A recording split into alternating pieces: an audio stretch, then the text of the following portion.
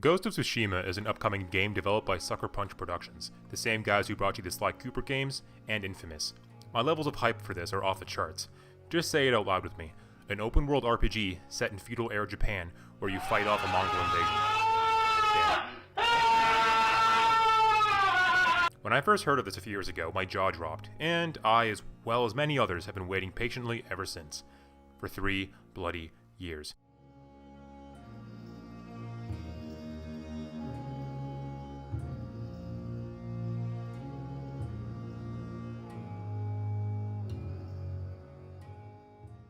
Featuring an open world for players to explore, it revolves around one Jin Sakai, one of the last samurais on Tsushima during the first Mongol invasion during the 1270s.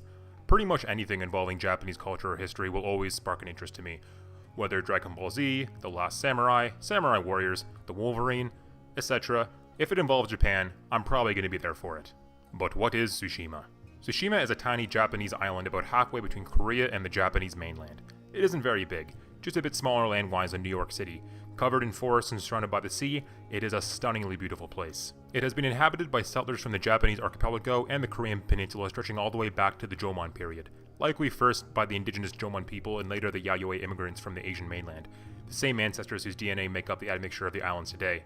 The Senguoji, an ancient Chinese historical text, describes a country called Dihouhua, with a population of more than 1,000 households. This is very likely the island that we know as Tsushima today.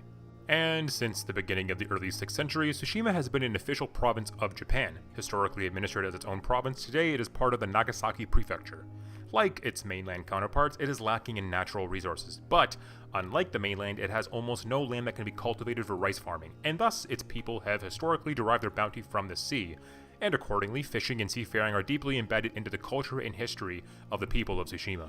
Finding itself halfway between Honshu and the Asian mainland, it has for most of its history been a strategically important naval base and trading hotspot. This guy used it as a launch pad for his failed invasion of Korea. Rest in peace, Hideyoshi. Though there is a lot more to Tsushima than just war, it does find itself often in the crux of history in that way. It acted as a gateway to trade with the greater Japanese islands, especially between Korea. After Biak was an ally of Japan and Korea, was defeated by their rivals the Silla with assistance from their ally, China's Tang dynasty, in 663, Japan really began to fear further advancement from the Tang, and so Japan fortified the island heavily, and Kaneda Castle was constructed to act as a stronghold and look out for further aggression from the Tang. Interestingly, there would be no Chinese invasion of Japan until about half a millennia later, when China would fall under the rule of the Mongols. Kublai Khan, grandson of Genghis Khan, Khan of the Mongol Khaganate and Emperor of the Yuan dynasty, planned to use it as a stepping stone to attack Honshu. The Yuan forces had no problem defeating and taking over the island. Though Sukekane So, the samurai governor of the island, would lead a daring 80 cavalry charge against them in a final stand. But before the Mongols could springboard from the lesser islands to the mainland, they were halted in their tracks thanks to the Divine Wind, or Kamikaze, or as we know it in scientific terms, a huge typhoon. The Mongols would once again try to attack Japan in 1281, but were once again defeated by the Kamikaze. Perhaps there's something divine about those winds after all. This all ties into the theme of Ghost of Tsushima. You will be playing as Jin Sakai, a samurai, and you will be trying to defeat the Mongols on Tsushima. Tsushima was also a major base of the Wako, pirates of Japanese, Korean, and Chinese descent. Due to repeated pirate raids, the Goryeo dynasty and subsequent Joseon dynasty at times placated the pirates by establishing trade agreements, as well as negotiating with the Muromachi shogunate and its deputies in Kyushu, and at times used force to neutralize the pirates. In 1389, General Pakuya Goryeo attempted to clear the islands of the Waku pirates, but unrest back home forced him to return to Korea. The pirates weren't an unwelcome force on the island, as they would buy goods from the natives of Tsushima,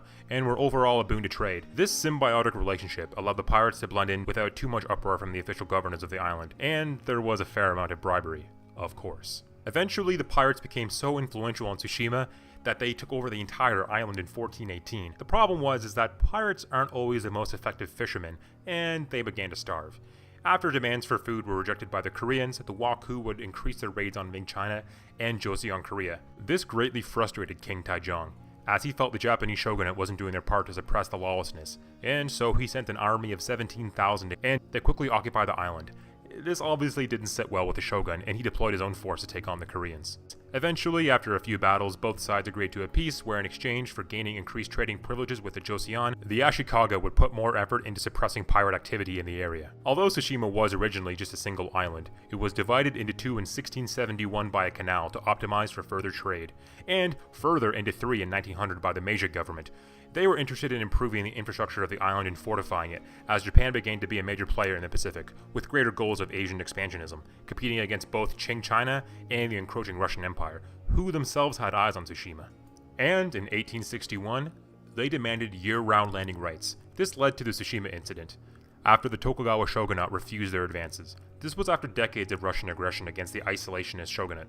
They were repelled after Japan appealed to the British for support. The UK, who were themselves rivals with the Russians at this time, often found themselves in alliances of mutual benefit with the Japanese. They would send 2 warships to the island, and thusly the Russians were forced to abandon their strong-arm tactics against Japan. And that was the end of Russo-Japanese tensions forever, and everyone got along. Yeah, just kidding.